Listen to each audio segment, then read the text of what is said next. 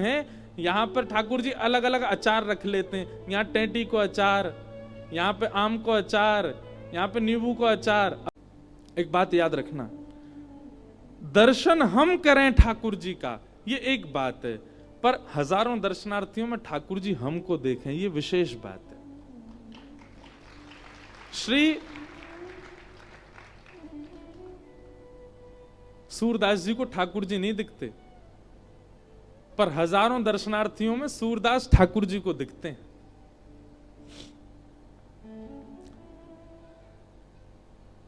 लाखों लोगों की भीड़ है, लेकिन उन लाखों में मीराबाई ठाकुर जी को दिखती है। मैं एक प्रसंग सुनाता हूं। कभी कभी एक बार मीराबाई नाच रही थी ठाकुर जी के आगे, गा गा करके नाच रही थी।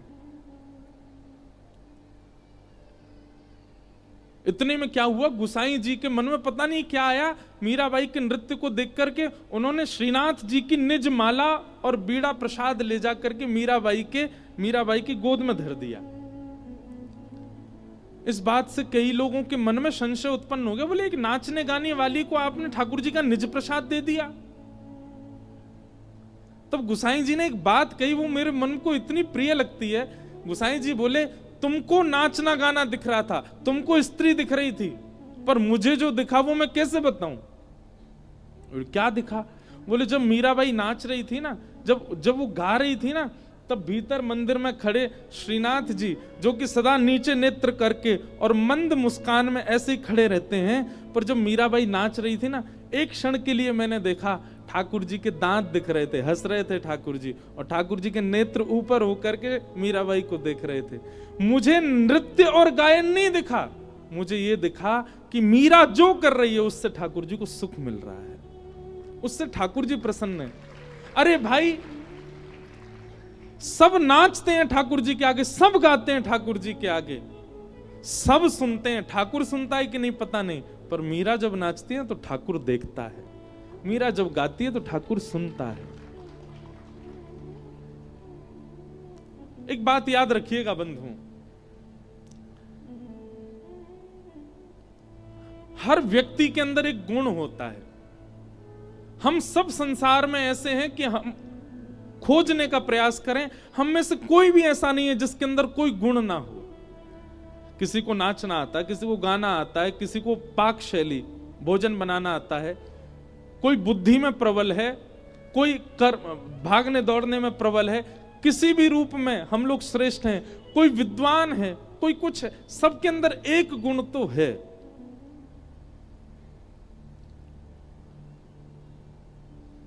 आप अपने किसी भी एक गुण को, और वह गुण भी वो होना चाहिए जो बहुत ज्यादा अच्छा है आपके अंदर, उस एक गुण को संसार से छुपा के केवल ठाकुर जी को प्रस्तुत कर दो। हमारी एक बहुत बहुत अंतरंग बात कह रहा हूं मैं, अपने किसी एक गुण को, क्योंकि मानव का एक स्वभाव होता है, जैसे ही उसके अंदर गुण आता है ना, वो तुरंत लोक रंजन का भाव रखता है। लोक रंजन मतलब इसको दिखाऊं, ये रीझेगा मुझसे, इसको बताऊं, इसको आकर्षण होगा मुझसे, सबको पता चले कि मुझे ये भी आता है। पर नहीं, आपके अंदर यदि कोई गुण है, आप उसको माता पिता से भी छुपा लो, और वह छुपा करके केवल अपने ठाकुर जी को प्रस्तुत करो। अब वो गुण कुछ भी हो सकता है। हमारी बात बिल्कुल आप व्यास मंच से कह रहे हैं, पत्थर की लकीर मान लीजिएगा। नाम जप, यज्ञ होम, तीर्थ यात्रा, गंगा स्नान, यमुना स्नान आदि आदि जितने भी पुण्य हैं, उन सब पुण्यों से उतनी शीघ्रता से ठाकुर जी की प्राप्ति नहीं होगी जितनी शीघ्रता से आप अपने गुण से ठाकुर जी को प्राप्त कर लोगे। केवल अपना गुण प्रस्तुत करो, और वो गुण कोई भी हो। आपको गाना आता है, मत गाओ संसार के लिए, ठाकुर जी के लिए गाओ। नृत्य करना आता है, सुबह ब्रह्म मुहूर्त में उठ के स्नान ध्यान करके अपने लाल जी का उत्थापन करके भोग आदि पधरा के कक्ष बंद कर दो, सब सोए, ठाकुर जी के आगे नृत्य करो। कुछ बनाना आता है, अब जैसे किसी के अंदर पाक शैली होती है, वो बनाना बहुत, वो बेटे की मनपसंद वस्तु बनाएगा, अपने पति की मनपसंद वस्तु, अपनी पत्नी की मनपसंद वस्तु, पर नहीं।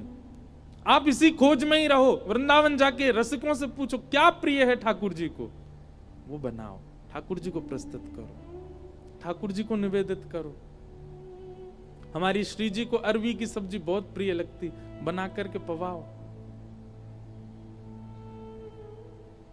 हमारे श्री ठाकुर जी को छाक बहुत प्रिय, छाक अरोगना।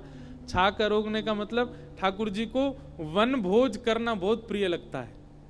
बिल्कुल गर्मा गर्म ताजा प्रसाद ठाकुर जी कभी कभी पाते हैं, ठाकुर जी को प्रिय लगता है। बढ़िया रोटी बनी है, एक कपड़ा में धर दई, वाके बाद सब्जी है का बनाए करके नेक शीतल सी है गई, और बहुत प्रकार की सामग्री हैं, बिल्कुल वन के पात्रों में पत्तल में रखी हो, भले सोने चांदी के बर्तन हो, पर उसमें कभी कभी पत्तल लगा करके, बिल्कुल जैसे वन में कोई पा रहा हो, बिना सुविधाओं के।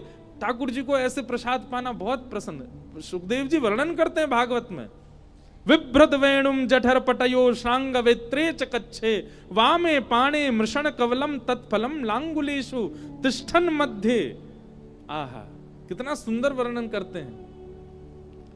कितने लोग बाग कितने व्यवस्थित होकर भोजन करते हैं, पर हमारे श्याम सुंदर बोले अपने एक बगल में ठाकुर जी वंशी खोंच लेते हैं, वंशी को ऐसे दबा लेते हैं, और दूसरे बगल में गैया बुरावे वाली श्रृंगी दबा लें, और अपनी उंगलियों के बीच में ये जो रिक्त स्थान है, यहां पर ठाकुर जी अलग अलग अचार रख लेते हैं। यहाँ टेंटी को अचार, यहाँ पे आम को अचार, यहाँ पे नींबू को अचार। अब देखो, अचार का भोग वो मत लगाना जिससे रोज पराठे खाते हो। ठाकुर जी के अचार बना के अलग ही रखो, जहां से स्वयं भोग लगा रहे हो वही ठाकुर जी को नहीं, उसकी भी विधा अलग है। ठाकुर जी के प्रसाद अचार कैसे बनते हैं, ऐसे अलग अलग अचार, अलग अलग प्रकार के अचार ठाकुर जी लगा लेंगे अपनी उंगलियों के बीच में, और मध्य में चटनी रख लेंगे, और दूसरे हाथ में ऐसे रोटी लेके एक बार रोटी खाएंगे, फिर एक अचार चाट लें, फिर रोटी खाएंगे, फिर दूसरा अचार चाट लें, फिर रोटी खाएंगे, फिर मधुमा ए तू खा ले, क्या अपने घर से तू खवा मुँह। ऐसे बीच में बैठ करके सब सखाओं की झूठन कुटन सब पाते हैं प्रेम से ठाकुर जी, पूरे ऊपर से नीचे तक सन जाएंगे भोजन में, ऐसा ठाकुर जी को प्रिय लगे। कहां हम लोग देखते हैं कि ठाकुर जी को 56 भोग अन्नकूट धराया जाता है, पर वो विशेष दिन में ही पाते हैं। लेकिन ठाकुर जी की यदि मन की बात पूछो, अति प्रिय तो उनको ऐसा वनभोज ही प्रिय है, जहां व्यवस्थित ज्यादा नहीं है, अव्यवस्थित सा ही है, पर वो ठाकुर जी को प्रिय लगता है। कभी कभी एक ही रोटी बनाओ, बाजरे की रोटी बनाई, बढ़िया बड़ा सा रोटला बनाया, बीच में मक्खन धर दियो, एक तरफ चटनी धर दी, रोटी के ऊपर ही इतनी बड़ी सी रोटी बनाई, वहां पे बीच में मक्खन धर दियो, एक तरफ चटनी धर दी, अचार धर दिए, कोई सब्जी बनाई विविध, वही पे मीठो ही धर दियो, और ठाकुर जी सामने, ठाकुर जी को वो बहुत प्रिय लगता है।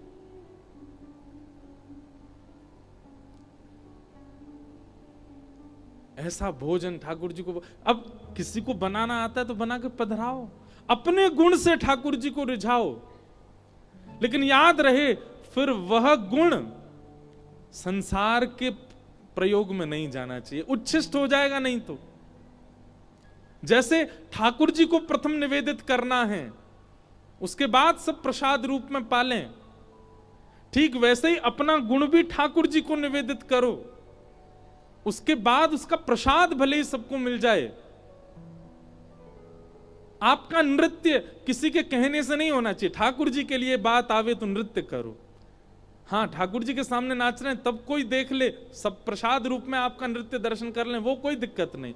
आप ठाकुर जी के सामने गा रहे हो, आपका सुंदर कंठ है, ठाकुर जी के लिए गा रहे हैं, तब सब सुन लें, कोई दिक्कत नहीं। पर लोक रंजन की भावना जिस दिन आपके चित्त में आ जाएगी कि अपने गुण से मैं संसार को रिझाऊं, ठाकुर जी उस गुण से कभी नहीं रिझेंगे। फिर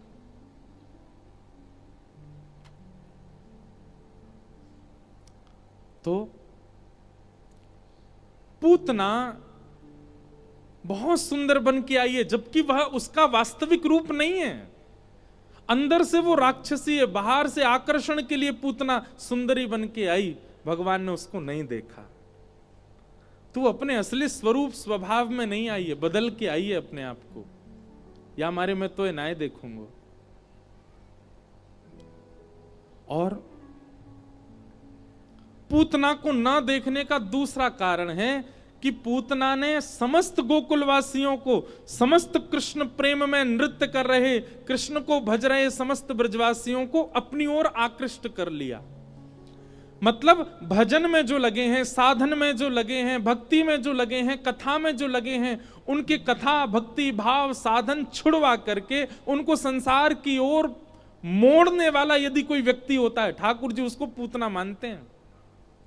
जाने मेरे भक्त को भजन छुड़वाए दियो, यानी मेरे भक्त को वृंदावन गमन छुड़वाए दियो, यानी मेरे वैष्णव की कथा छुड़वाए दी, जब पूतना है या कभी नहीं देखूंगा मैं।